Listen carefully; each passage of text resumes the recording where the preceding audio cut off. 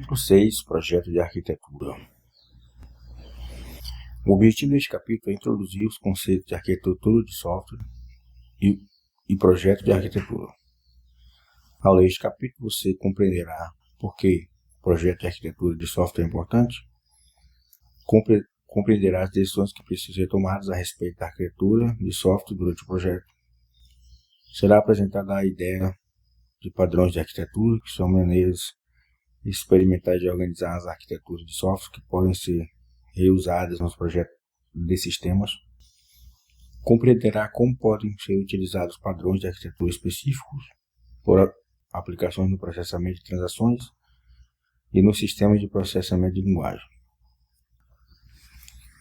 Conteúdo: decisões de projeto de arquitetura, visões de arquitetura, padrões de arquitetura, arquitetura de aplicações.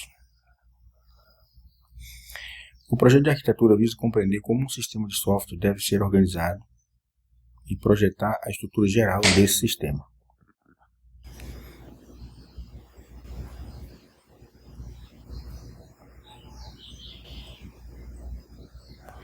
O modelo do processo de desenvolvimento de software, que descrevi no capítulo 2, o projeto de arquitetura é o primeiro estágio do processo de projeto, é o design do software. É o vínculo fundamental entre o projeto e a engenharia de requisitos, já que identifica os principais componentes estruturais de um sistema e as relações entre eles. A saída do processo de projeto de arquitetura é um modelo que descreve como o sistema está organizado como um conjunto de componentes que se comunicam. Nos processos ágeis, é geralmente aceito que um estágio inicial do processo de desenvolvimento ágil seja focado na criação do projeto de arquitetura geral do sistema.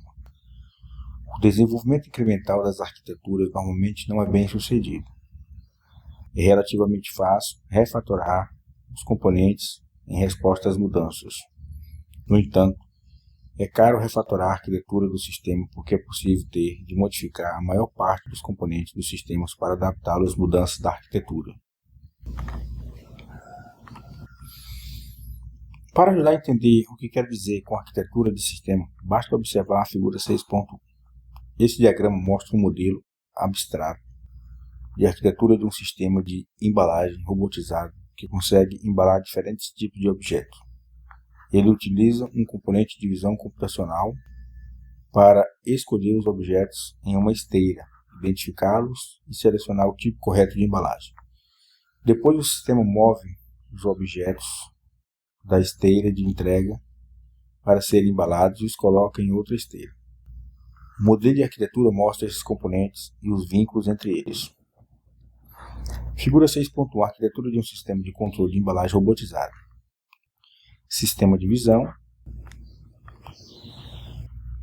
sistema de identificação de objetos, controlador do braço, controlador da pinça. O sistema de identificação de objetos está ligado ao sistema de seleção de embalagem, o sistema de seleção de embalagem está ligado ao sistema de embalagem, controlador da esteira, sistema de embalagem, controlador da pinça e controlador do braço. Na prática, há uma sobreposição significativa entre os processos de engenharia de requisitos e o projeto de arquitetura. Em condições ideais, como a especificação do sistema não deveria incluir qualquer informação do projeto. Contudo, esse ideal não é realista, exceto quando tratamos de sistemas muito pequenos. É preciso identificar os principais componentes da arquitetura, pois eles refletem as características de alto nível do sistema. Portanto, como parte integrante do processo de engenharia, é possível propor uma arquitetura do sistema abstrata que associa grupos de funções ou características do sistema a componentes ou subsistemas de larga escala. Depois, essa decomposição é usada para discutir com stakeholders os requisitos e características mais detalhadas do sistema. É possível projetar as arquiteturas de software em dois níveis de abstração, que eu chamo de arquiteturas em pequena e grande escala. A arquitetura em pequena escala está relacionada com a arquitetura de um programa individual.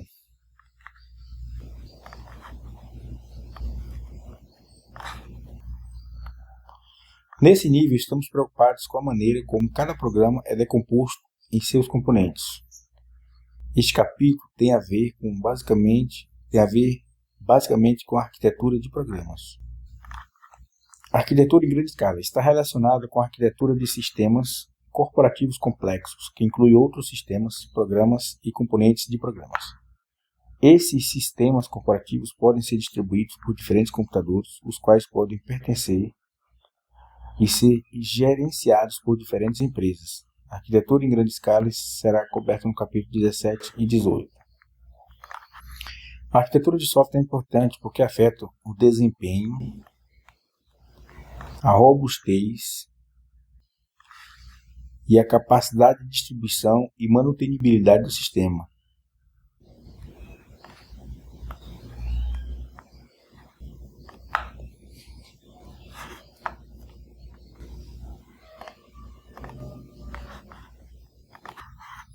Como explica Bosch, os componentes individuais implementam os requisitos funcionais do sistema, mas a influência dominante nas características não funcionais desse sistema é a sua arquitetura. Shen Alibaba e Neil Zeiber confirmam isso em um estudo dos requisitos arquiteturalmente relevantes, no qual constataram que os requisitos não funcionais surtiram o efeito mais significativo na arquitetura do sistema.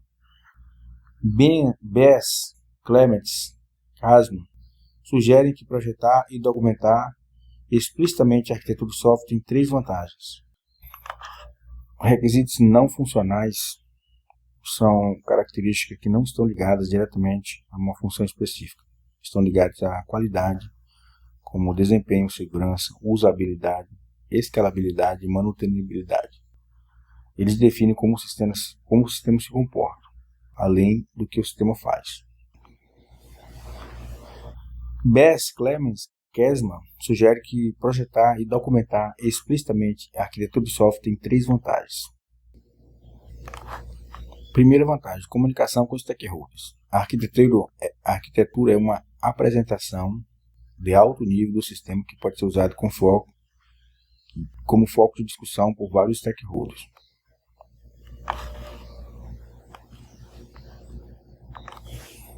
Análise de sistema. Tornar explícita a arquitetura de sistema em um estágio inicial no desenvolvimento de sistemas exige alguma análise. As decisões de projeto de arquitetura têm um efeito profundo no cumprimento ou não dos requisitos críticos, como desempenho, confiabilidade e manutenibilidade.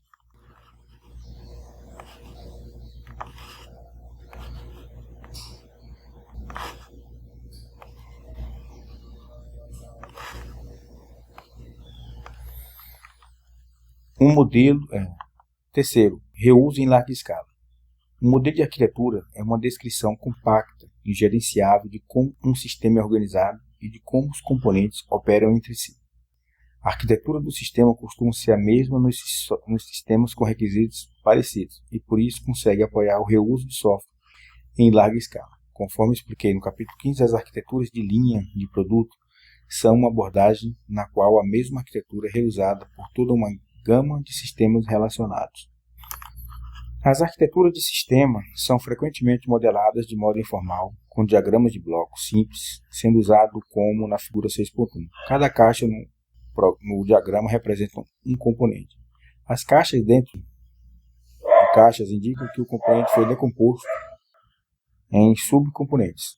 As setas significam que os dados e os sinais de controle são passados de um componente para outro na direção das setas.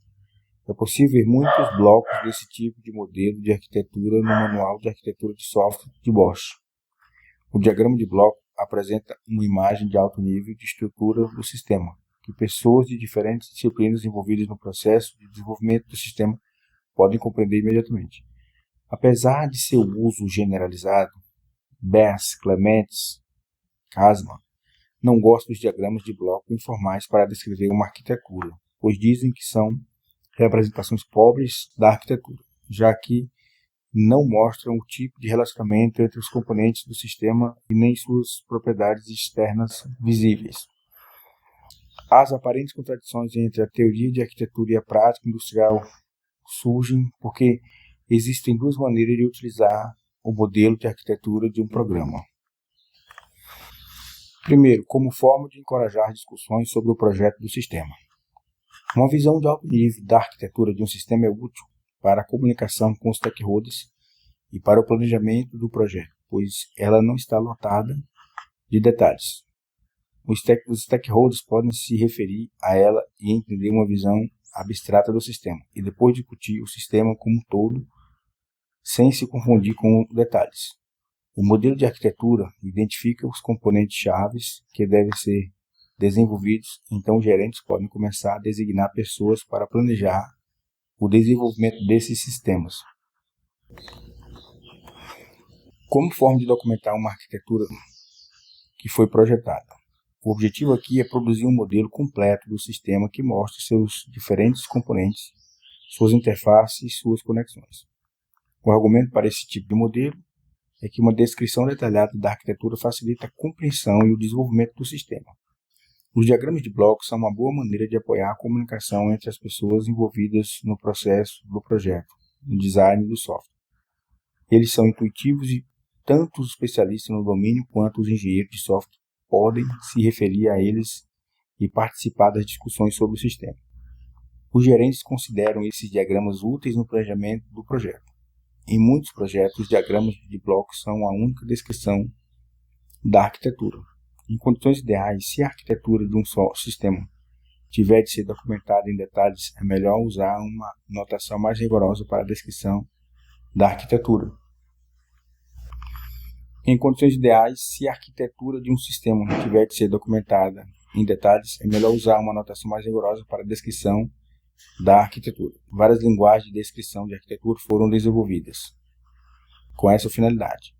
Uma descrição mais detalhada e completa significa que há menos espaço para equívoco nos relacionamentos entre os componentes da arquitetura.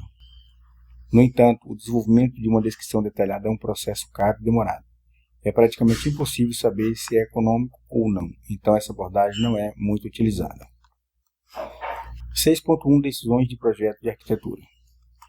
O projeto de arquitetura é um processo criativo no qual se projeta a organização de um sistema que vai satisfazer os seus requisitos funcionais e não funcionais.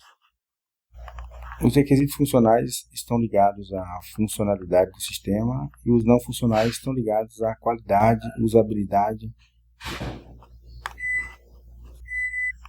escalabilidade, manutenibilidade. Não existe um processo de projeto de arquitetura estereotipado. Ele depende do tipo do sistema que está sendo desenvolvido, da experiência do arquiteto, do sistema e dos requisitos específicos desse sistema. Consequentemente, é melhor considerar o projeto de arquitetura como uma série de decisões a serem tomadas em vez de uma sequência de atividades. Durante o processo de projeto de arquitetura, os arquitetos de sistemas têm de tomar uma série de decisões estruturais que afetam profundamente o sistema e seu processo de desenvolvimento. Com base em seu conhecimento e experiência, eles devem considerar questões fundamentais exibidas na figura 6.2. Decisões do projeto de arquitetura. Primeiro, existe uma arquitetura de aplicação genérica que possa agir como um template para o sistema que está sendo projetado?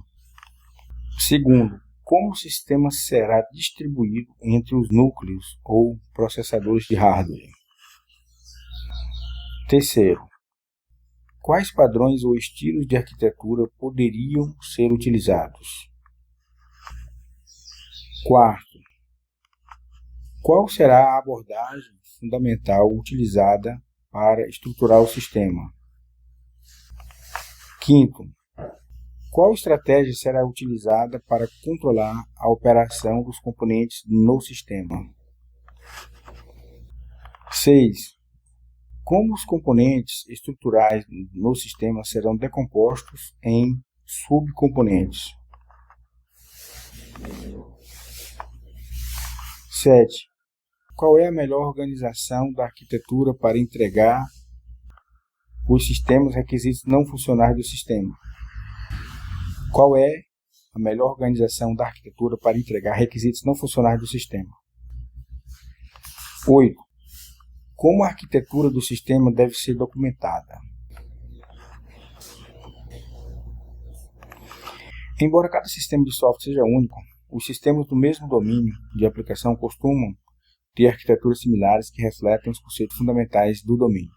Por exemplo, as linhas de produto de aplicação são aplicações criadas em torno de uma arquitetura central, com variantes que satisfazem requisitos específicos do cliente. Ao projetar uma arquitetura de sistemas, é necessário decidir o que o sistema e as classes de aplicação mais amplas têm em comum e quanto conhecimento é possível reaproveitar dessas arquiteturas de aplicações. Nos sistemas embarcados e nas aplicações projetadas para computadores pessoais e dispositivos móveis, não é necessário projetar uma arquitetura distribuída para o sistema. No entanto, a maioria dos sistemas grandes consiste em sistemas distribuídos nos quais o software do sistema é distribuído por meio de computadores diferentes. Nos sistemas embarcados nas aplicações projetadas para computadores pessoais e dispositivos móveis, não é necessário projetar uma arquitetura distribuída para o sistema. No entanto, a maioria dos sistemas grandes consiste em sistemas distribuídos nos quais o software do sistema é distribuído por muitos computadores diferentes. A escolha da arquitetura de distribuição é uma decisão-chave que afeta o desempenho e a confiança e a confiabilidade do sistema. Esse tópico é importante por si só e será coberto no capítulo 17.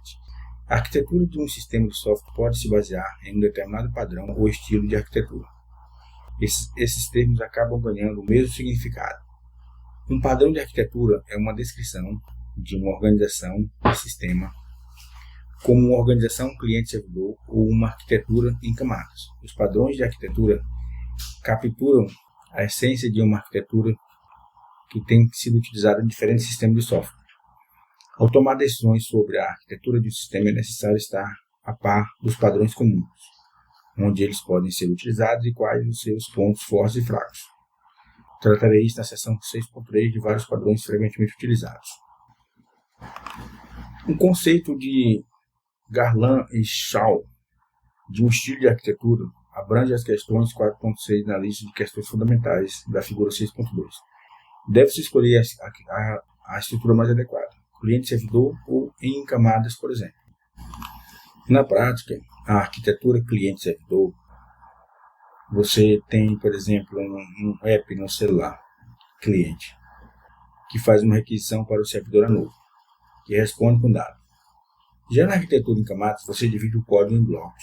Por exemplo, a camada de interface cuida da apresentação, a camada de negócio processa a lógica e a camada de dados acessa o banco.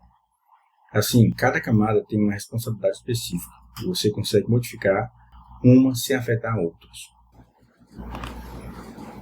Cliente-servidor ou em camadas, por exemplo, que permitirá o atendimento dos requisitos do sistema. Para decompor as unidades estruturais do sistema, deve-se decidir por uma estratégia para decompor os componentes em subcomponentes. Finalmente, o processo de modelagem do controle desenvolve-se no modelo geral de relacionamentos de controle entre as várias partes do sistema e decide-se como a execução dos componentes é controlada. Em virtude do relacionamento entre as características não funcionais do sistema e sua arquitetura, a escolha do estilo de arquitetura da estrutura deve depender dos requisitos não funcionais do sistema. Desempenho, segurança da informação, segurança, disponibilidade, manutenibilidade. Desempenho. Se o desempenho for um requisito crítico, a arquitetura deve ser projetada para localizar as operações críticas dentro de um pequeno número de componentes. Com esses componentes implantados no mesmo computador, em vez de distribuídos pela rede, isso pode significar a necessidade de usar alguns componentes relativamente grandes em vez de pequenos e mais refinados. Usar componentes grandes reduz o volume de comunicação entre os componentes, já que a maioria das interações entre funcionalidades relacionadas ocorre dentro do mesmo componente. Também é possível considerar organizações dos sistemas em tempo de execução que permitem que o sistema seja replicado e executado em diferentes processadores. Segurança da informação, security. Se a segurança da informação for um requisito crítico, deve ser utilizada uma estrutura em camadas na arquitetura com os ativos mais críticos protegidos nas camadas mais internas e um alto nível de validação de segurança da informação aplicado a essas camadas. Segurança, SAFER. Se a segurança for um requisito crítico, a arquitetura deve ser projetada para que as operações relacionadas à segurança fiquem juntas em um mesmo componente ou em um pequeno número de componentes. Isso reduz os custos e os problemas de validação da segurança e permite o fornecimento de sistemas de proteção relacionados que, em caso de falha, possam desligar o sistema de maneira segura. Disponibilidade. Se a disponibilidade for requisito crítico, a arquitetura deve ser projetada para incluir componentes redundantes para que seja possível substituir e atualizar os componentes sem parar o sistema. No capítulo 11, descreverei as arquiteturas dos sistemas tolerantes defeitos para sistemas de alta disponibilidade.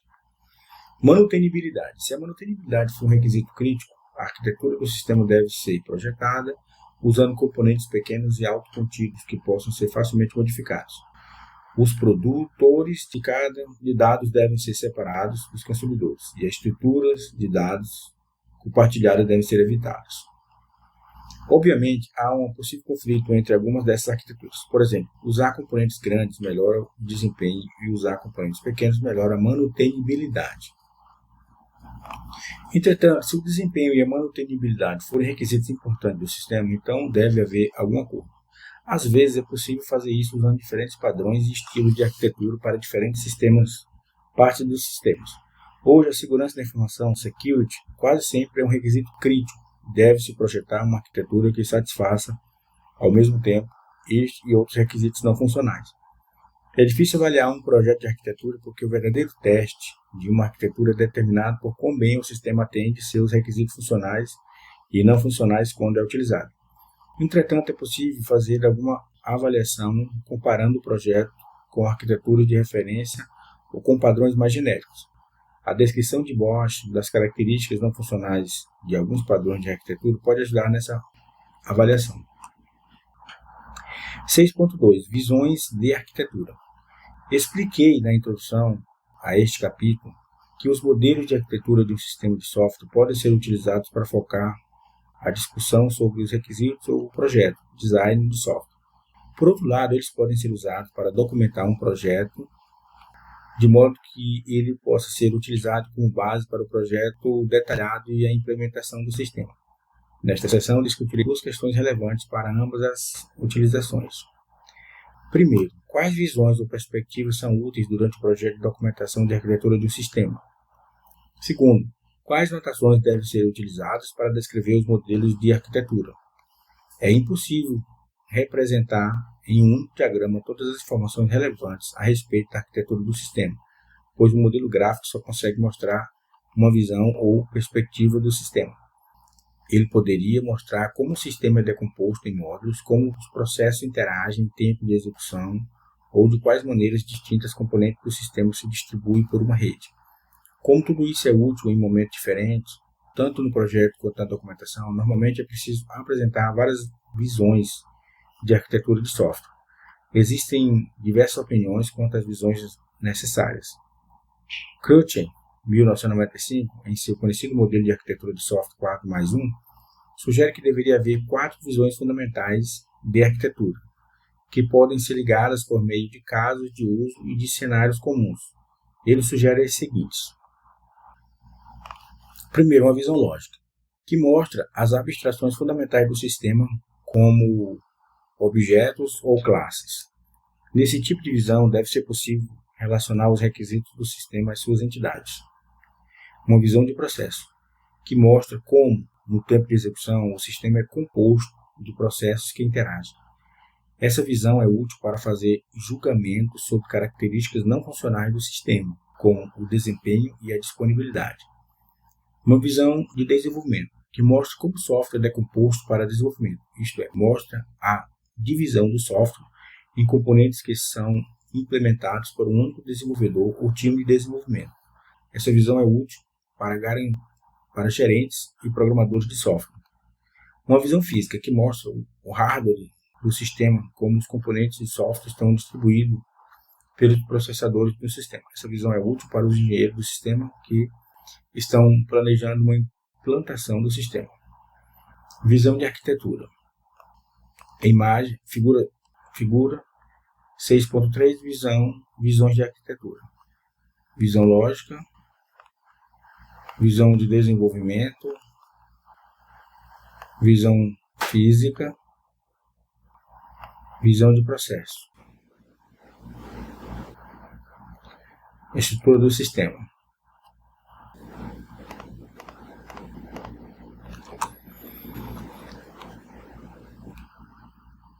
Hofmeister, Nord e Sony sugerem o uso de visões similares, mas acrescentam a ideia de uma visão conceitual. Essa é uma visão abstrata do sistema que pode ser a base para decompor requisitos de alto nível em especificações mais detalhadas, ajudando os engenheiros a tomar decisões sobre os componentes que podem ser reusados e pode representar uma linha de produto, discutida no capítulo 15, em vez de um único sistema. A figura 6.1, que descreve a arquitetura de um robô empacotador, é um exemplo da visão conceitual do sistema.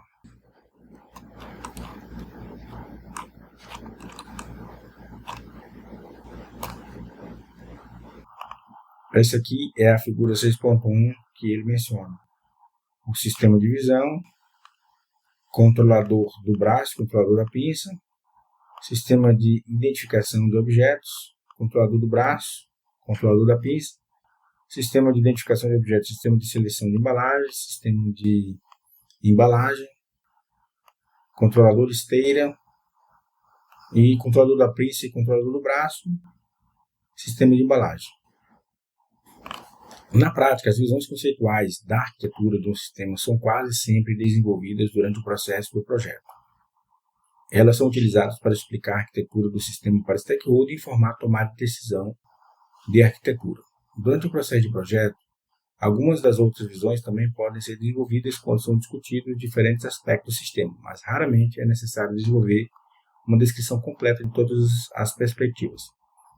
Também pode ser possível associar padrões de arquitetura que serão discutidos na próxima sessão, como as diferentes visões de um sistema.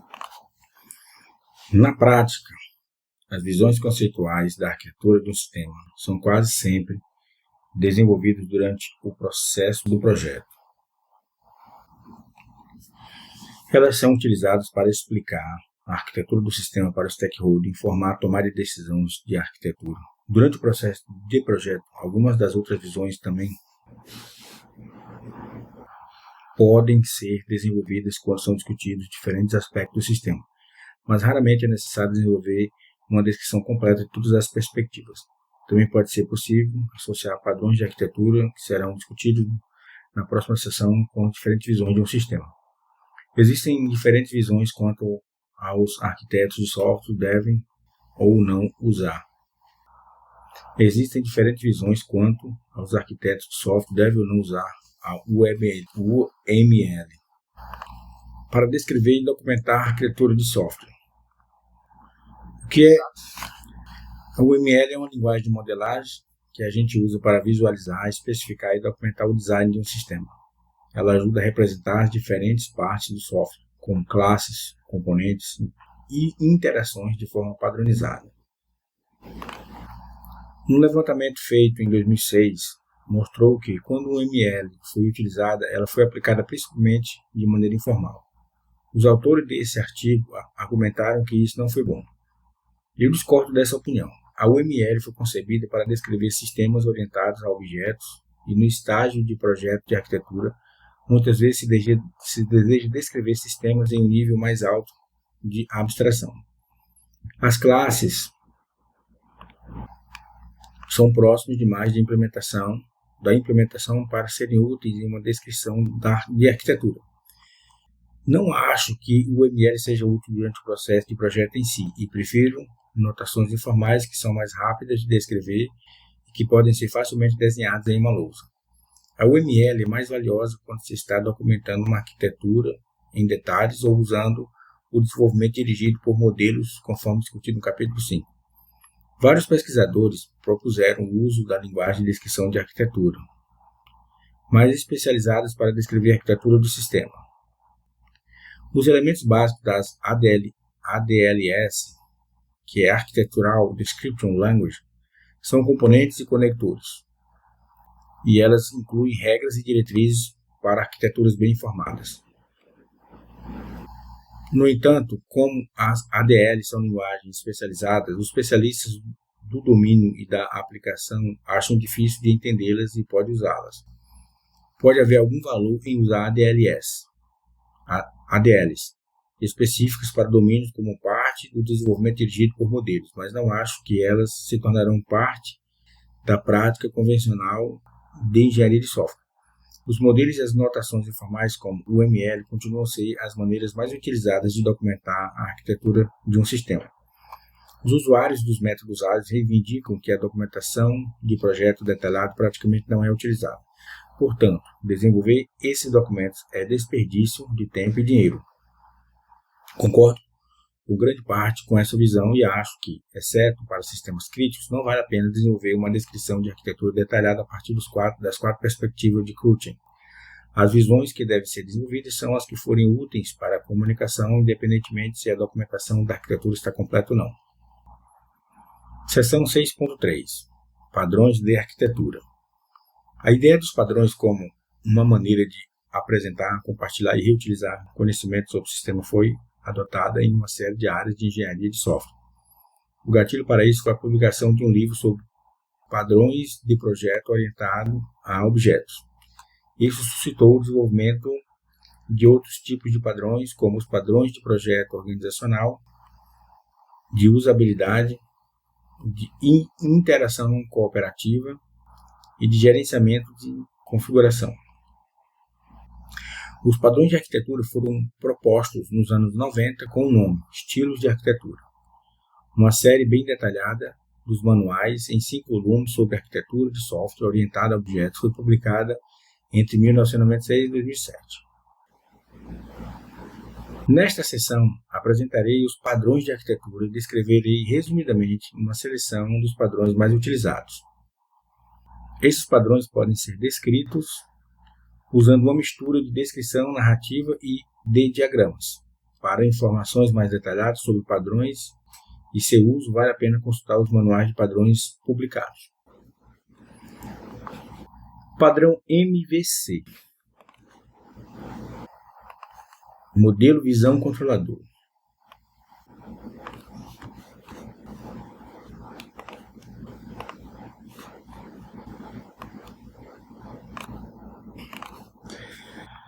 Descrição. Claro, o modelo Visão Controlador organiza. Descrição. Separa a apresentação e a interação dos dados do sistema. O sistema é estruturado em 3 componentes lógicos que interagem entre si. O componente modelo gerencia os dados do sistema e as operações a eles associadas. O componente visão define e gerencia como os dados são apresentados ao usuário. O componente controlador gerencia a interação do usuário, por exemplo, pressionamentos de teclas, cliques de mouse, etc. E passa essas interações para a visão e modelo. Exemplo, a figura 6.6 mostra a arquitetura de uma aplicação web organizada com o uso do padrão MVC. Quando é utilizado? É utilizado quando há várias maneiras de visualizar e interagir com os dados. Também é utilizado quando os requisitos futuros para interações e apresentação dos dados são desconhecidos. Vantagens. Permite que os dados sejam alterados independentemente de sua representação e vice-versa. Apoia a apresentação dos mesmos dados de maneiras diferentes, exibindo as alterações feitas em uma representação em todas as demais. Desvantagens. Pode envolver mais códigos e aumentar sua complexidade quando o modelo de dados e as interações forem simples.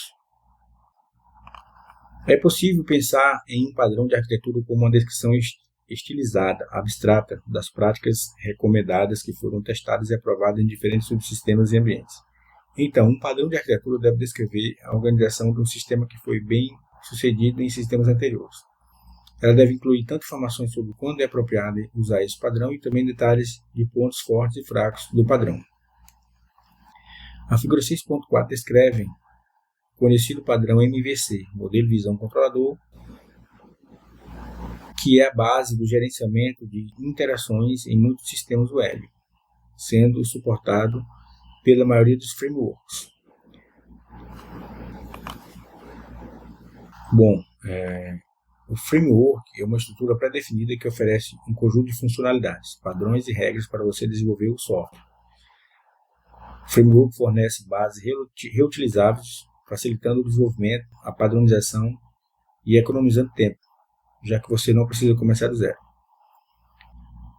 A descrição estilizada do padrão inclui o nome do padrão, uma descrição resumida, um modelo gráfico e um exemplo de tipo de sistema no qual o padrão é utilizado. Deve ser incluído informações sobre quando o padrão é utilizado, suas vantagens e desvantagens. Os modelos gráficos de arquitetura associada a padrão MVC são mostrados na figura 6.5 e 6.6. Eles apresentam a arquitetura a partir de diferentes visões. A figura 6.5 é a visão conceitual, a figura 6.6 mostra uma arquitetura do sistema em tempo de execução quando esse padrão é utilizado para gerenciamento de interações com o sistema web. Figura 6.5.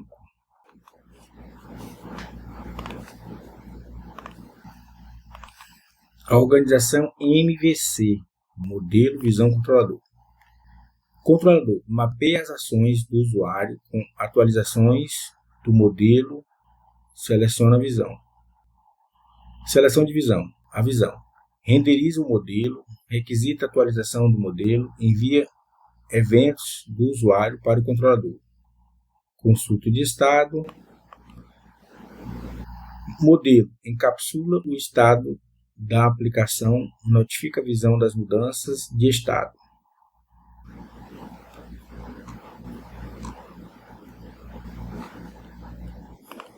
Então, o Somerville está explicando aqui que o MVC é uma forma de separar as responsabilidades. O modelo é a camada que gerencia os dados. O modelo é a camada que gerencia os dados e a lógica de negócio. A visão é a interface, ou seja, o que o usuário vê. O controlador recebe as entradas, processa as ações e utiliza o modelo ou a visão. Essa separação facilita a manutenção e torna o código mais modular e flexível. A arquitetura de aplicação web usando o MVC. Então eu tenho aqui o navegador, controlador, visão e o modelo. Navegador controlador. Processamento da requisição HTTP, lógica específica de aplicação, validação de dados, visão, geração dinâmica de página, gerenciamento de formulário, modelo, lógica do negócio, banco de dados. Nesse pequeno espaço é impossível descrever todos os padrões genéricos que podem ser utilizados no desenvolvimento de software. Em vez disso, apresento alguns exemplos selecionados de padrões amplamente utilizados e que capturam bons princípios de projeto de arquitetura. Arquitetura em camadas. Os conceitos de separação e de independência são fundamentais para o projeto de arquitetura porque permitem que as mudanças sejam localizadas. O padrão MVC, exibido na figura 6.4, separa os elementos de um sistema, permitindo que sejam alterados de maneira independente. Por exemplo, adicionar uma nova visão ou mudar uma visão existente pode ser feito sem quaisquer alterações nos dados subjacentes do modelo. O padrão de arquitetura em camadas é outra maneira de alcançar a separação e a independência. Esse padrão é exibido na figura 6.7. Aqui a funcionalidade do sistema é organizada em camadas separadas e cada uma se baseia apenas nos recursos e serviços oferecidos pela camada imediatamente abaixo dela. Então nós temos aqui o padrão de arquitetura em camadas. Descrição, exemplo, quando é utilizado, vantagens e desvantagens. A descrição.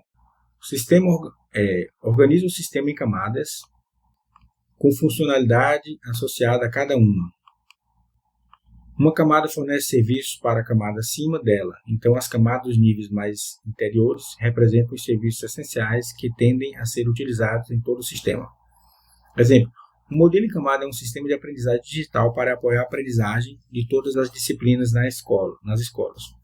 Quando é utilizado? Utilizado quando se cria novos recursos em cima de sistemas existentes, quando o desenvolvimento é distribuído por vários times, cada um deles responsável por uma camada de funcionalidade, quando há necessidade de segurança da informação, security, em múltiplos níveis. Vantagens: permite a substituição de camadas inteiras, contanto que a interface seja mantida. Recursos redundantes: como a autenticação podem ser fornecidos em cada camada para aumentar a dependabilidade do sistema. Desvantagem: na prática, muitas vezes é difícil proporcionar uma separação clara entre as camadas, de modo que camadas dos níveis mais altos podem ter de interagir diretamente com os níveis mais baixos, em vez de imediatamente inferiores a elas. O desempenho pode ser um problema por causa dos múltiplos níveis de interação de uma requisição de serviço à medida que essa requisição é processada em cada camada. Aqui, algumas arquiteturas existentes, né? Nós podemos dizer que a arquitetura em camadas, a arquitetura cliente-servidor. Nós podemos também falar da arquitetura orientada a serviços, microserviços, arquitetura monolítica, arquitetura baseada em eventos, event-driven, arquitetura PIP and filter, arquitetura de repositório, arquitetura hexagonal, arquitetura clean, arquitetura em nuvem. Então, são alguns tipos de arquitetura que existem, né? Algumas arquiteturas mais comuns são arquitetura em camadas, cliente-servidor, MVC, repositório, PIP and filter, SOA e microserviços, e arquitetura orientada a eventos.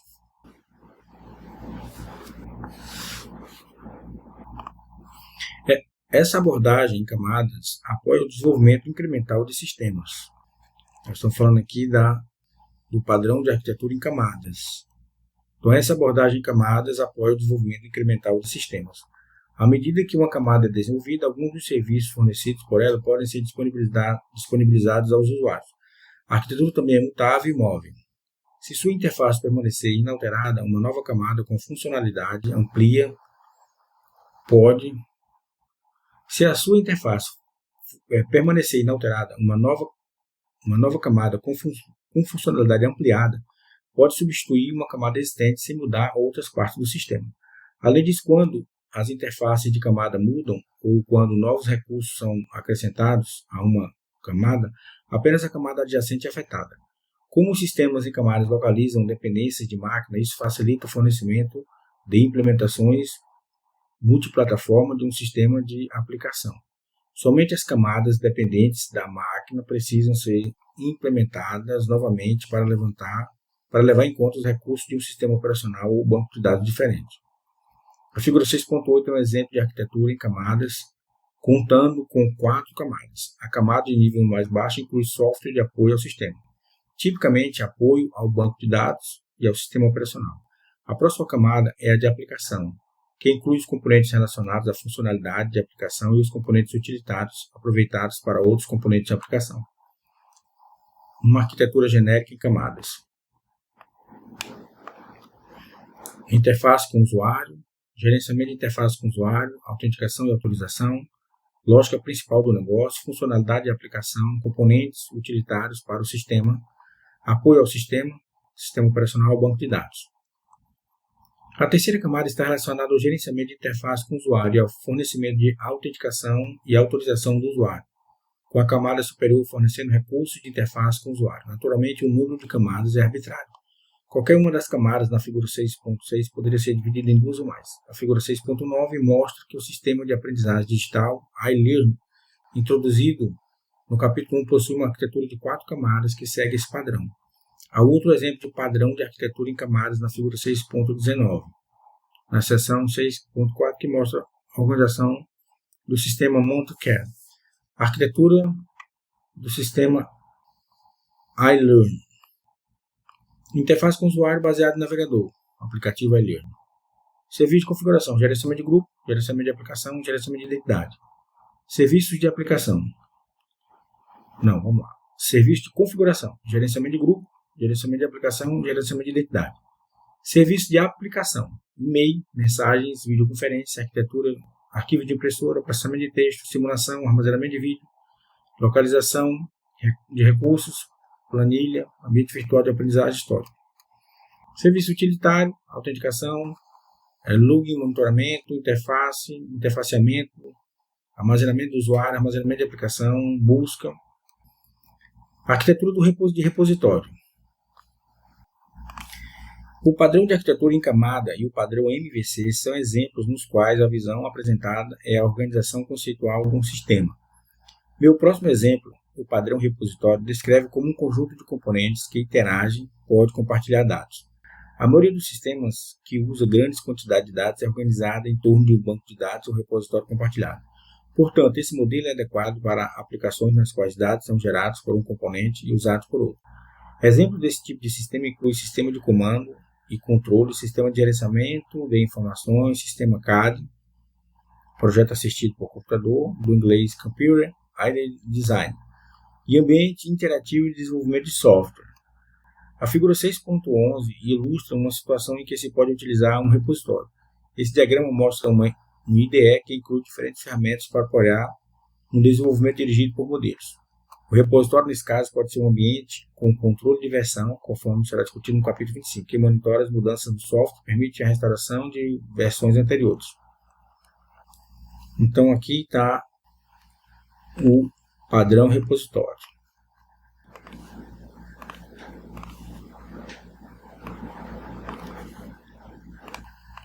Então, nós vamos falar a descrição, o exemplo, quando é utilizado, vantagens e desvantagens.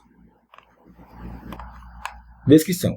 Todos os dados em um sistema são gerenciados em um repositório central que é acessível a todos os componentes do sistema. Os componentes não interagem diretamente apenas por meio de repositório. Exemplo.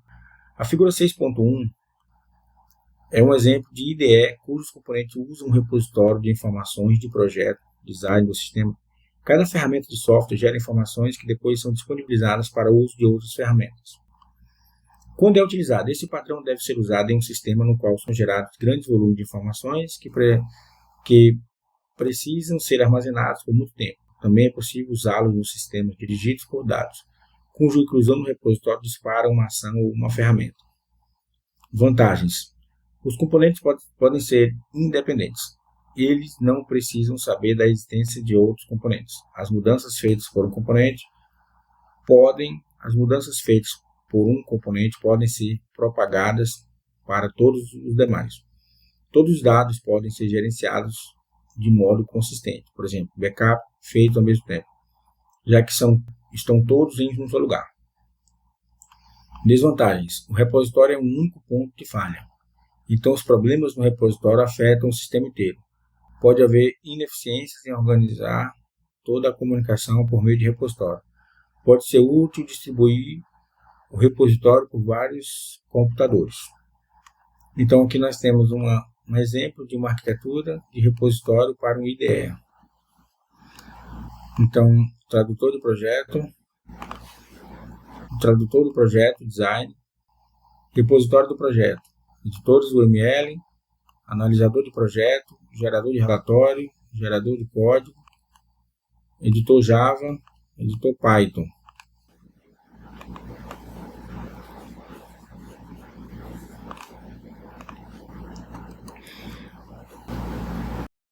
Organizar ferramentas em torno de um repositório é uma maneira eficiente de compartilhar uma grande quantidade de dados.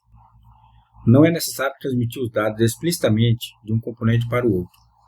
No entanto, os componentes devem operar em torno de um modelo aprovado de repositório de dados.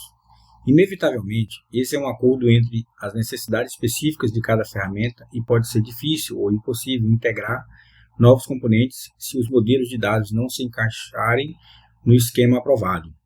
Na prática, pode ser difícil distribuir o repositório para uma série de máquinas. Embora seja possível distribuir um repositório logicamente centralizado, isso envolve manter várias cópias dos dados. Manter esses dados coerentes e atualizados sobrecarrega o sistema. Na arquitetura de repositório, exibido na figura 6.11, o repositório é passivo e o controle é de responsabilidade dos componentes que usam o repositório. Uma abordagem alternativa, que foi derivada dos sistemas de inteligência artificial, usa um modelo de quadro negro, que dispara componentes, quadro, quando determinados, dados ficam disponíveis.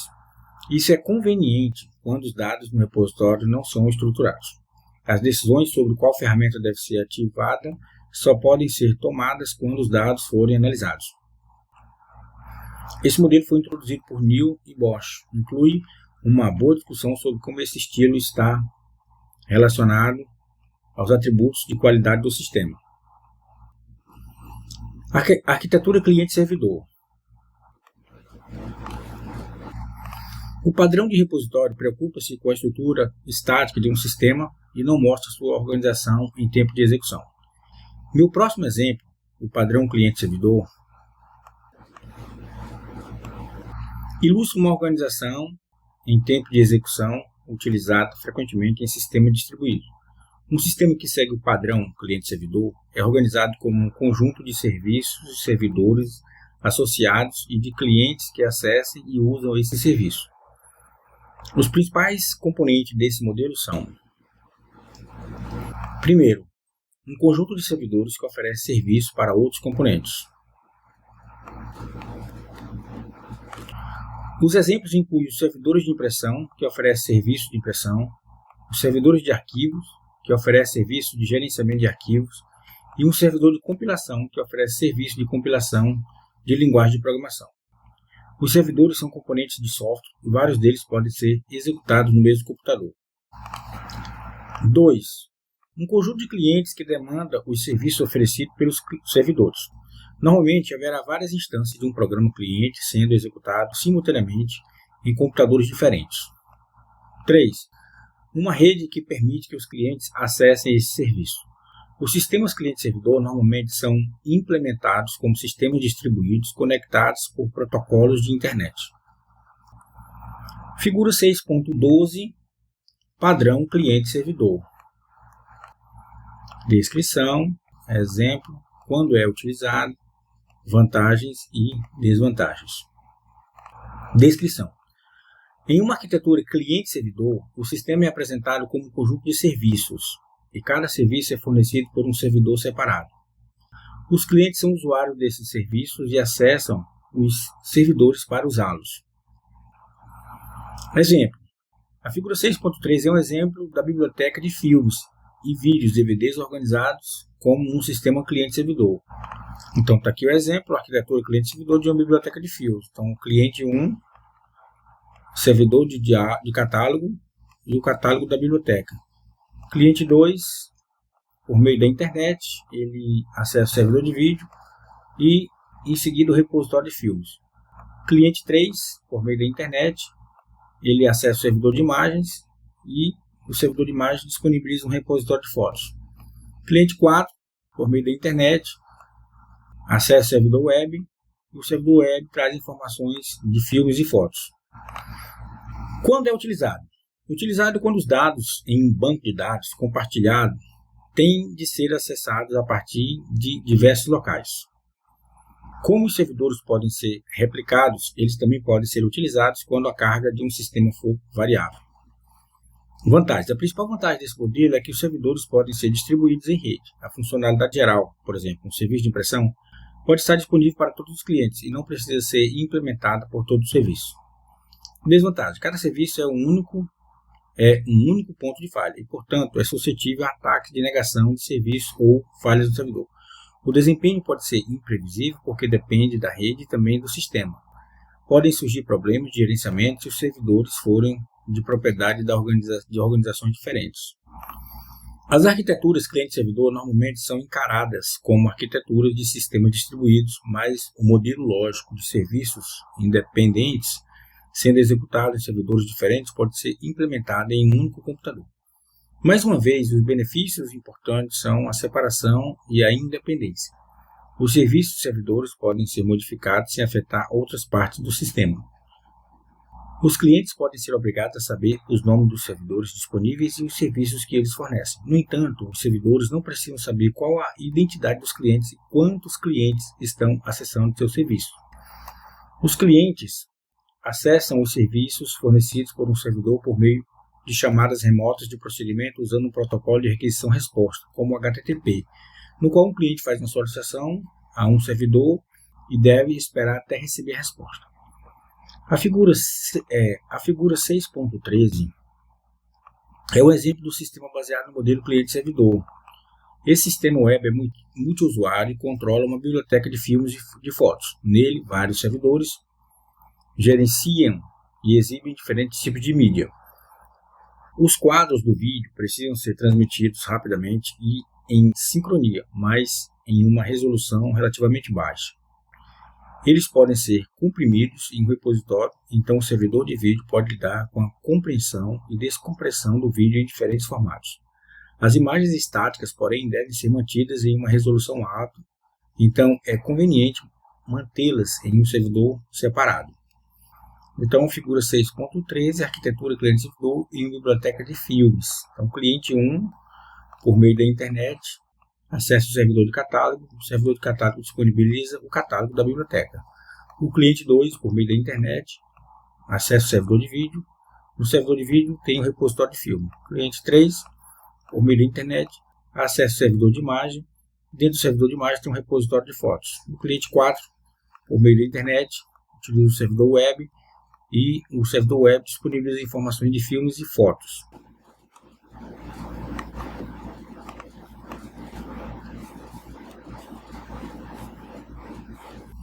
O catálogo deve ser capaz de lidar com uma série de consultas e de fornecer links para o sistema de informação na web, que inclui dados sobre filmes e videoclipes, e um sistema de e-commerce que permite a venda de fotografias, filmes e videoclipes. O programa cliente é simplesmente uma interface do usuário integrado, construído usando um navegador web para acessar esse serviço. A vantagem mais importante do modelo cliente-servidor é que se trata de uma arquitetura distribuída. O uso eficaz pode ser feito nos sistemas em rede que contam com muitos processadores distribuídos. É fácil adicionar um novo servidor e integrá-lo ao resto do sistema ou atualizar os servidores transparentemente sem afetar as outras partes do sistema. Cobrirei as arquiteturas distribuídas no capítulo 17, no qual explicarei com mais detalhes o modelo cliente-servidor e suas variações. Arquitetura, duto e filtro. Meu exemplo final de um padrão de arquitetura genérico é o de duto e filtro, Pipe and Filter. Pipe and Filter, um modelo de organização de um sistema em tempo de execução no qual transformações funcionais processam suas entradas e produzem saídas. Os dados fluem de um para o outro e são transformados enquanto passam pela sequência. Cada etapa de processamento é implementada como uma transformação. Os dados de entrada fluem por essas transformações até serem convertidos para a saída. As transformações podem ser executadas sequencial ou paralelamente. Os dados podem ser processados por cada transformação, item a item, ou em um único lote. Padrão duto-filtro, ou Pipe and Filter. Então, descrição, exemplo, quando é utilizado, vantagens e desvantagens. Duto-filtro ou Pipe and Filter. Descrição. O processamento de dados em um sistema é organizado de modo que cada componente de processamento filtro é discreto e executa um tipo de transformação dos dados. Os dados fluem, como em um duto, de um componente para o outro para serem processados. Exemplo. A figura 6.15 é um exemplo de sistema duto e filtro utilizado para processar pedidos. Quando é utilizado? Utilizado frequentemente nas aplicações de processamento de dados, tanto baseados em lote quanto em transações, em que as entradas são processadas em estágios separados, gerando saídas relacionadas. Vantagens. Fácil de entender e permite o reuso de transformações. O estilo de fluxo de trabalho corresponde à estrutura de muitos processos de negócio. A evolução por meio da adição de transformações é direta. Pode ser implementado como um sistema sequencial concorrente. Desvantagem. O formato de transferência de dados tem de ser acordado entre as transformações que se comunicam. Cada transformação deve analisar a sua entrada e devolver a saída para a forma acordada. Isso aumenta a sobrecarga do sistema e pode significar que é impossível reusar componentes arquiteturais que usam estrutura de dados incompatíveis. O nome duto e filtro vem do sistema Unix original, no qual era possível vincular processos usando pipers. Esses pipers passavam um fluxo de texto de um processo para o outro. Os sistemas que seguem esse modelo podem ser implementados combinando comandos Unix, usando pipers e recursos de controle do Unix Shell. O termo filter, é utilizado porque uma transformação filtra os dados que podem processar a partir de seu fluxo de dados de entrada. Variações desse padrão têm sido utilizadas desde que os computadores foram introduzidos no processamento automático de dados. Quando as transformações são sequenciais com dados processados em lotes, esse modelo de arquitetura duto e filtro se transforma em um modelo sequencial em lotes, uma arquitetura comum no sistema de processamento de dados, como o sistema de cobrança. A arquitetura de um sistema embarcado também pode ser organizado como um pipeline de processo, com cada processo executando concorrentemente. No capítulo 21, cobrirei o uso desse padrão nos sistemas embarcados. Um exemplo desse tipo de arquitetura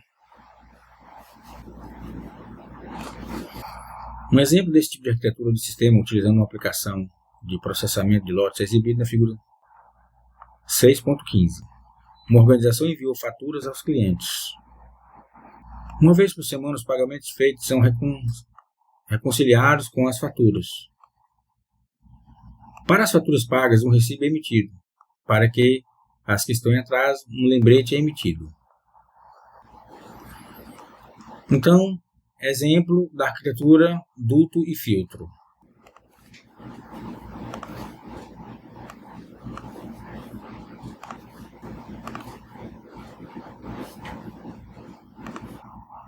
Então, nós temos aqui ler faturas feitas. Então, tem as faturas, o sistema lê as faturas feitas. Em seguida, ele identifica os pagamentos. Então, pagamentos, identifica os pagamentos. Emite recibos e o recibo. Identificar pagamentos. Encontrar pagamentos vencidos, emitir lembrete de pagamento, lembrete.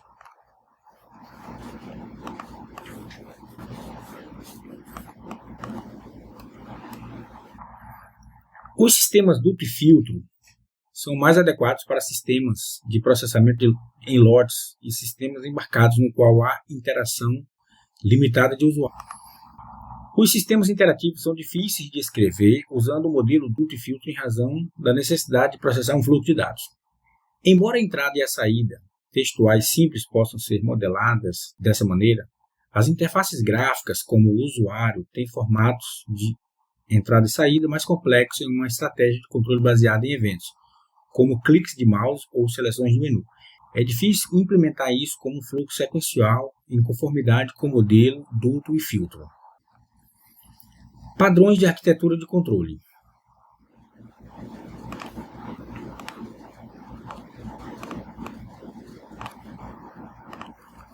Existem padrões de arquitetura específicos que refletem as maneiras mais utilizadas para organizar o controle em um sistema. Esses padrões incluem controle centralizado, baseado em um componente, invocando outros componentes, e o controle baseado em evento, no qual o sistema reage a eventos externos. Arquiteturas e aplicações. Os sistemas de aplicação se destinam a satisfazer a necessidade de um negócio ou de uma empresa. Todas as empresas têm muito em comum. Elas precisam contratar pessoas, emitir faturas, manter contas e assim por diante. As empresas que operam no mesmo setor usam aplicações comuns específicas para o setor. Portanto, assim como funções comerciais mais genéricas, todas as empresas de telefonia precisam de sistemas para conectar e medir a duração das chamadas, gerenciar sua rede e emitir faturas para seus clientes. Consequentemente, os sistemas de aplicação utilizados por essas empresas também têm muito em comum. Essas semelhanças levam ao desenvolvimento de arquitetura de software que descrevem a estrutura e a organização de determinados tipos de sistema de software.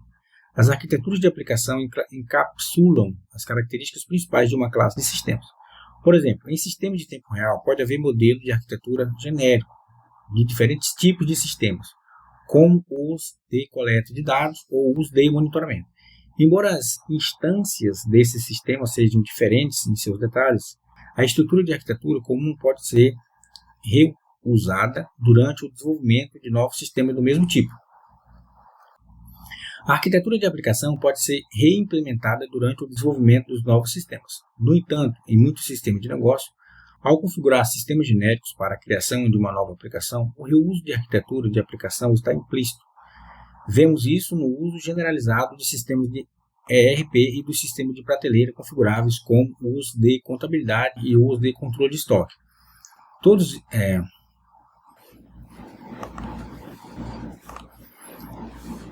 Todos eles sistemas com arquitetura e componentes padrões. Os componentes são configurados e adaptados para criar uma aplicação comercial específica. Por exemplo, um sistema para gerenciamento de cadeia de suprimentos pode ser adaptado para diferentes tipos de fornecedores, bens e arranjos centrais. Arquiteturas de aplicação. Existem vários exemplos de arquitetura de aplicação no site do livro. Esses exemplos incluem descrições de sistema de processamento em lote, sistema de alocação de recursos e sistema de edição baseado em eventos.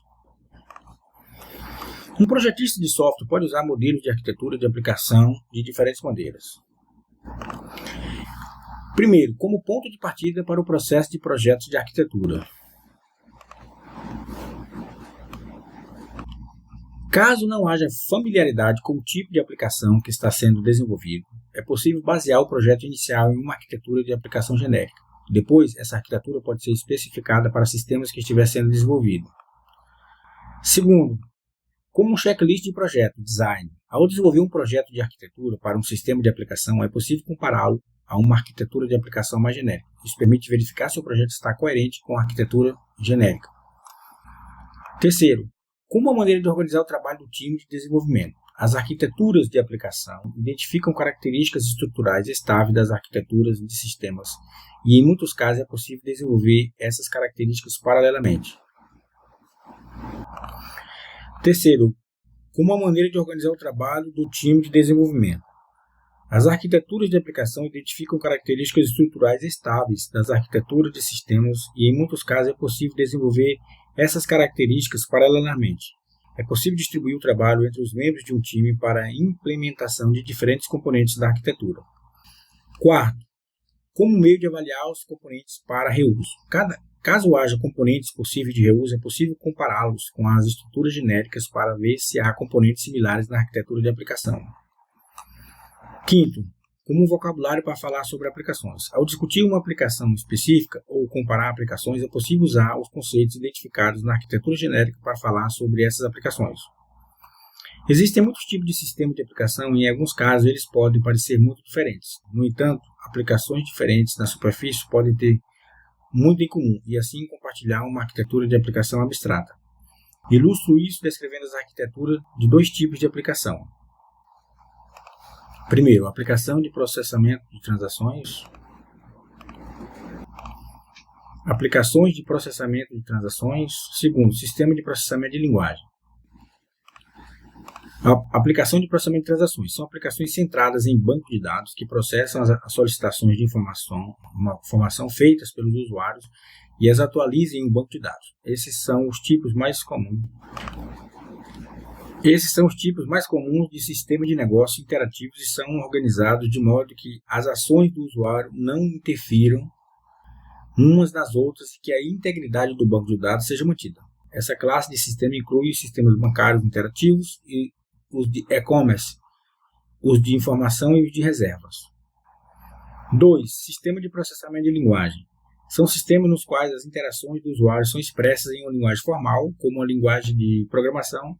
O sistema processa essa linguagem e a transforma em um formato interno, interpretando posteriormente essa representação interna. Os sistemas de processamento de linguagem mais conhecidos são os compiladores, que traduzem programas em linguagem de alto nível em código de máquina. No entanto, os sistemas de processamento de linguagem também são utilizados para interpretar linguagens de comando para banco de dados, sistemas de informação, bem como linguagem de marcação como XML. Escolhi esse tipo de particular de sistemas porque uma grande quantidade de sistemas web de negócio são sistemas de processamento de transações. Todo o desenvolvimento de software depende do sistema de processamento de linguagem. Sistema de processamento de transações. Os sistemas de processamento de transações são concebidos para processar requisições de um usuário por informações em um banco de dados ou requisições para atualizar um banco de dados. Tecnicamente, uma transação de banco de dados faz parte de uma sequência de operações que é tratada como uma única unidade, uma unidade atômica. Todas as operações em uma transação devem ser realizadas antes de as mudanças no banco de dados se tornarem permanentes. Isso garante que a falha das operações dentro de uma transação não leve à incoerência no banco de dados. Na perspectiva do usuário, uma transação é qualquer sequência de operações coerente que satisfaz uma meta, como encontrar os horários de voos de Londres para Paris. Se a transação do usuário não exigir uma alteração no banco de dados, então não é necessário que seja empacotada como uma transação técnica de banco de dados. No exemplo de transação de banco de dados, é a solicitação de um cliente para retirar dinheiro em uma conta bancária usando um caixa eletrônico. Isso envolve conferir se há saldo na conta do cliente, modificar o saldo relativo à quantidade retirada e enviar comandos para o caixa eletrônico entregar o dinheiro. Enquanto todas essas etapas não forem concluídas, a transação está incompleta e o banco de dados das contas do cliente não é alterado. Os sistemas de processamento de transações normalmente são interativos, nos quais usuários fazem solicitações assíncronas de serviço. A figura 6.16 ilustra a estrutura de arquitetura conceitual das aplicações de processamento de transações. Primeiramente, um usuário faz um pedido ao sistema por meio de um componente de processamento de entrada e saída. Esse pedido é processado por uma lógica específica do sistema. Uma transação é criada e passada para um gerenciador de transações que normalmente está embutido no sistema de gerenciamento do banco de dados. Após o gerenciador de transações garantir que a transação foi concluída adequadamente, a aplicação é avisada de que o processamento terminou. Figura 6.16. Estrutura das aplicações de processamento de transações. Processamento de entrada e saída, lógica de aplicação, gerenciador de transação, banco de dados. Os sistemas de processamento de transações podem ser organizados como uma arquitetura, duto e filtro, em que os componentes do sistema são responsáveis pela entrada, pelo processamento e pela saída. Por exemplo, um sistema bancário que permite aos clientes consultarem suas contas e retirarem dinheiro de um caixa eletrônico é composto de dois componentes de software cooperativo. O software do caixa eletrônico e o software de processamento de contas do serviço de banco de dados da instituição bancária. Os componentes de entrada e de saída são implementados como software no caixa eletrônico e o componente de processamento faz parte do servidor de banco de dados da instituição bancária. A figura 6.17 mostra a arquitetura desse sistema, ilustrando as funções dos componentes de entrada e processamento de saída. Figura 6.17. Figura a arquitetura de software e o sistema de caixa eletrônico. Entradas. Obter identificação da conta do cliente. Validar o cartão. Selecionar o serviço. Caixa eletrônico. Banco de dados. Processo. Consultar a conta. Atualizar a conta. Saída. Imprimir detalhes.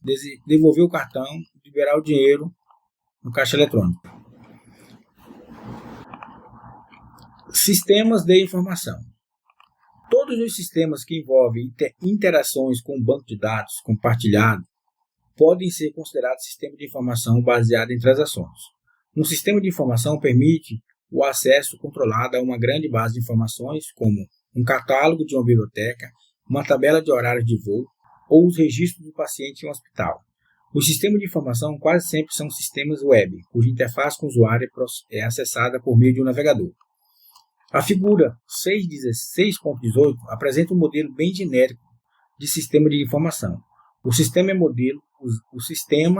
é modelado usando uma abordagem em camadas, discutida na seção 6.3, em que a camada superior apoia a interface com o usuário e a camada inferior é o banco de dados do sistema.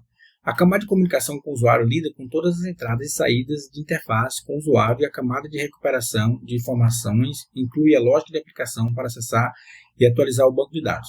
Nesse modelo, as camadas podem ser mapeadas diretamente nos servidores em sistema web distribuído. 6.18. Arquitetura de sistema de informação em camadas. Interface com o usuário, comunicação com o usuário, autenticação e autorização, recuperação e modificação da informação, gerenciamento de transação do banco de dados. Como exemplo de uma intenciação desse modelo em camadas, a figura 6.19 mostra a arquitetura do sistema Mentcare. Vale lembrar que esse sistema mantém e gerencia detalhes dos pacientes que consultam um especialista em problemas de saúde mental. Acrescentei detalhes a cada camada do modelo, identificando os componentes que oferecem apoio às comunicações com o usuário e à recuperação e ao acesso às informações. Primeiro, a camada superior é uma interface com o usuário baseada em navegador. Segundo, a segunda camada tem a funcionalidade de interface de usuário que é fornecida por meio de navegador web. Ela inclui componentes para permitir que os usuários acessem o sistema e componentes de verificação para garantir que as operações que eles utilizam são permitidas de acordo com o seu papel. Essa camada inclui componentes de gerenciamento de formulários e de menu, que apresentam informações para os usuários, e componentes de validação de dados que verificam a coerência das informações. Terceira. A terceira camada implementa a funcionalidade do sistema e fornece componentes que implementam a segurança da informação, security do sistema, a criação e a atualização de informações de paciente, a importação e a exportação de dados de paciente de outros bancos de dados, além dos geradores de relatórios que criam relatórios gerenciais. 4. Finalmente, a camada mais baixa é que é construída usando um sistema de gerenciamento de banco de dados comercial, proporciona a supervisão das transações e o armazenamento persistente dos dados. Figura 6.19. Arquitetura do sistema Mentcare. Navegador web, login, verificação do papel, gerenciamento do menu de formulário e validação de dados. Terceira camada, gerenciamento da segurança de informação, security, gerenciamento de informações do paciente, importação e exportação de dados, geração de relatório. Quarta camada, gerenciamento de transações, banco de dados do paciente.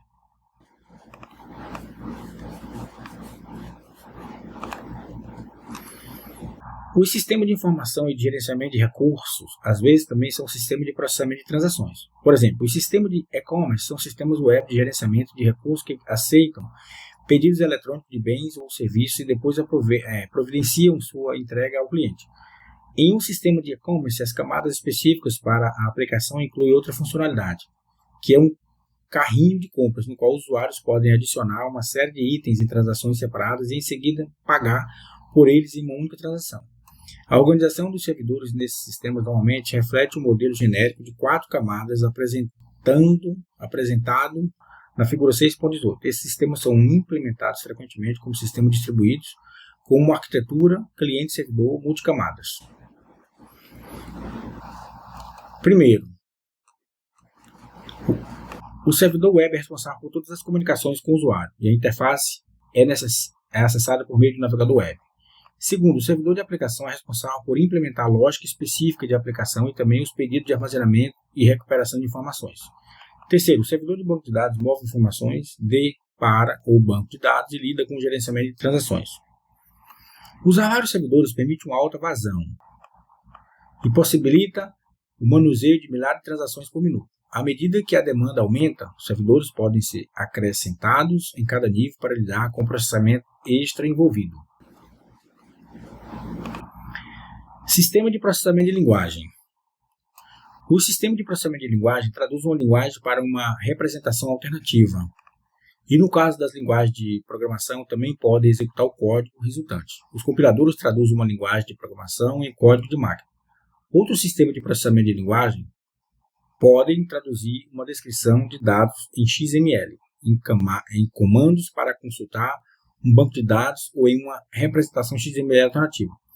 O sistema de processamento de linguagem natural podem traduzir uma linguagem em outra, como o do francês para o norueguês. A figura 6.2 ilustra uma possível arquitetura para um sistema de processamento de linguagem. As instruções de linguagem-fonte definem o programa a ser executado e um tradutor converte isso em instruções para uma máquina abstrata. Essas instruções são interpretadas por outro componente que as busca e executa usando, se necessário, dados do ambiente. A saída desse processo é o resultado da interpretação das instruções dos dados de entrada. A arquitetura de um sistema de processamento de linguagem. Figura 6.20. Arquitetura de um sistema de processamento de linguagem. Instruções na linguagem fonte. Tradutor. Verifica a sintaxe, verifica a semântica, gerar. Instruções para uma máquina abstrata. Então, ele gera instruções para uma máquina abstrata. O interpretador busca instrução, busca os dados. O interpretador busca instruções, dados, gera o resultado, executa, gerando o resultado. Em muitos compiladores, o interpretador é o hardware do sistema que processa instruções de máquina e a máquina abstrata é um processador real. No entanto, nas linguagens dinamicamente tipadas como Ruby, Python, o interpretador é um componente de software. Os compiladores de linguagem de programação que fazem parte de um ambiente de programação mais geral têm uma arquitetura genérica, que inclui os seguintes componentes. Primeiro, um analisador léxico, que pega os tokens de linguagem de entrada e os converte em formato interno. 2. Uma tabela de símbolos, que guarda informações sobre os nomes das entidades, variáveis, nome de classe, nome de objeto, etc., utilizados no texto que está sendo traduzido. 3. Um analisador sintático, que verifica a sintaxe da linguagem que está sendo traduzida. Ele usa uma gramática da linguagem definida e cria uma árvore de sintaxe. Uma árvore de sintaxe que é uma estrutura interna representando o programa que está sendo compilado. 4. Um analisador semântico que usa as informações de árvore de sintaxe e a tabela de símbolos para verificar a correção semântica do texto de linguagem de entrada. 6. Um gerador de código que caminha para a árvore de sintaxe e gera código de máquina abstrata. Outros componentes também poderiam ser incluídos para analisar e transformar a árvore de sintaxe e para melhorar a eficiência e remover a redundância do código de máquina gerado. Figura 6.21. Arquitetura de repositório para o sistema de processamento de linguagem. Bom, então temos aqui um repositório, analisador léxico, árvore sintática abstrata e formatador. Tabelas e símbolos, editor. Analisador sintático, definição de gramática. Analisador semântico, definição de gramática, definição de saída, gerador de código, otimizador.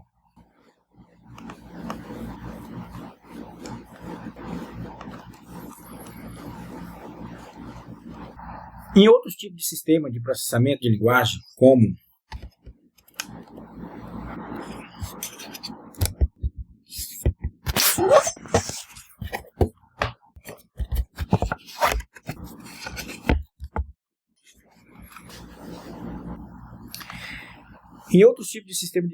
de linguagem, como um tradutor de linguagem natural, haverá outros componentes, como um dicionário. A saída do sistema é a tradução do texto de entrada. A figura 6.21 ilustra como um sistema de processamento de linguagem pode fazer parte de um conjunto integrado de ferramentas de apoio à programação. Nesse exemplo, a tabela de símbolos e a árvore sintática agem como um repositório central de informações. Ferramentas ou fragmentos de ferramentas se comunicam com o meio desse sistema. Outras informações que às vezes estão embutidas nas ferramentas, como a definição de gramática e a definição do formato de saída do programa, foram tiradas das ferramentas e colocadas no repositório. Portanto, o editor dirigido por sintaxe consegue verificar se a sintaxe de um programa está correta enquanto se digita nele. O formatador de programa consegue criar listagens do programa que realçam os elementos sintáticos diferentes e, portanto, são mais fáceis de ler e entender. Padrões de arquitetura alternativos podem ser utilizados em um sistema de processamento de linguagem. Compiladores podem ser implementados usando uma composição do repositório, modelo, duto e filtro. Em uma arquitetura de compilador, a tabela de símbolo é o repositório para dados compartilhados. As fases da análise léxica, sintática e semântica são organizadas sequencialmente conforme a figura 6.22 e se comunicam por meio da tabela de símbolos compartilhadas. Figura 6.22, arquitetura de compilador duto e filtro. Tabela de símbolos, árvore sintática.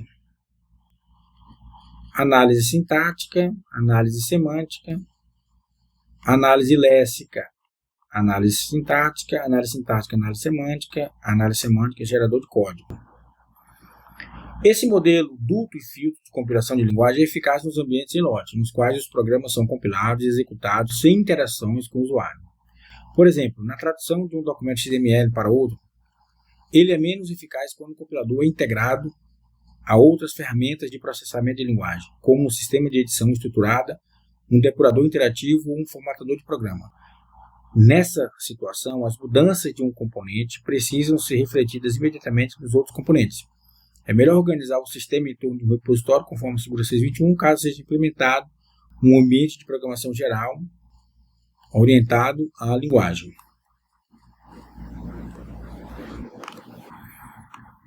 Ponto-chave. A arquitetura de software é uma descrição de como se organiza um sistema de software. As propriedades de um sistema, como desempenho, segurança da informação e disponibilidade, são influenciados pela arquitetura utilizada. As decisões de projeto de arquitetura incluem decisões sobre o tipo de aplicação, a distribuição do sistema, os estilos de arquitetura a serem utilizados e os modos como a arquitetura deve ser documentada e avaliada. As arquiteturas podem ser documentadas a partir de várias perspectivas ou visões diferentes. Possíveis visões incluem visão conceitual, visão lógica, visão de processo, visão de desenvolvimento e visão física. Os padrões de arquitetura são meio de utilizar o conhecimento a respeito de arquitetura de sistema genérico. Eles descrevem a arquitetura, explicam quando ela pode ser utilizada e apontam suas vantagens e desvantagens. Os padrões de arquitetura mais utilizados incluem o modelo visão, controlador, a arquitetura em camadas, o repositório, cliente-servidor, duto e filtro. Então, os padrões de arquitetura mais utilizados incluem o modelo visão, controlador, MVC, a arquitetura em camadas, o repositório, cliente-servidor, duto e filtro. Os modelos genéricos de arquitetura de sistema de aplicação nos ajudam a compreender a operação das aplicações, comparar a aplicação do mesmo tipo, validar projetos de sistema de aplicação e avaliar os componentes de larga escala para reuso. Os sistemas de processamento de transações são interativos, permitindo que as informações em um banco de dados sejam acessadas remotamente, modificadas por uma série de usuários. O sistema de informação e de gerenciamento de recursos são exemplos de sistema de processamento de transações. Os sistemas de processamento de linguagem são utilizados para traduzir texto em uma linguagem para outra, executar as instruções especificadas na linguagem de entrada. Eles incluem um tradutor, uma máquina abstrata que executa a linguagem gerada.